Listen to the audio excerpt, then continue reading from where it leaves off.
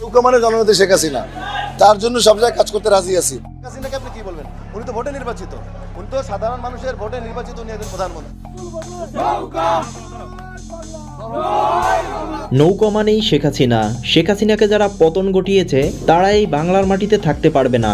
খুব শীঘ্রই তাদের পতন গনিয়ে আসছে। এই কথাগুলো বলে সমন্বয়ক ও উপদেষ্টাদের উপর ক্ষোভ প্রকাশ করলেন চিত্রনায়ক জায়েদ খান। তিনি বলেন, শেখ হাসিনাকে ভালোবাসি, তার এই দুঃসময়ে নিজেকে উজাড় করে দিতে প্রস্তুত আছি। আমি মনে প্রাণে বিশ্বাস করি আওয়ামী লীগের এই দুঃসময় একদিন শেষ হয়ে যাবে। শেখ হাসিনা একসময় আবারও ক্ষমতার আসন আহরণ করবে। প্রধানমন্ত্রীর এই দুঃসময়ে যারা তাকে ছেড়ে গেছে তাদেরকে চিহ্নিত করে রাখা হবে। এছাড়া যারা প্রধানমন্ত্রী শেখ হাসিনাকে পতন ঘটিয়েছে তাদেরকেও কঠোর শাস্তির আওতায় আনা হবে। গত 5ই আগস্ট বৈষম্য বিরোধী ছাত্র আন্দোলনে পতন হয় শেখ হাসিনা। এরপর দেশ ছাড়তে বাধ্য হন এই প্রধানমন্ত্রী। তবে বর্তমান সময়ে অস্থিতিশীলতা ও অযোগ্যতার কারণে তাকে সুষ্ঠু মর্যাদায় দেশে ফিরিয়ে আনার আহ্বান জানিয়েছেন এই চিত্রনায়ক। প্রিয় দর্শক, জায়েদ খানকে নিয়ে আপনার কি মতামত জানিয়ে দিন কমেন্ট বক্সে।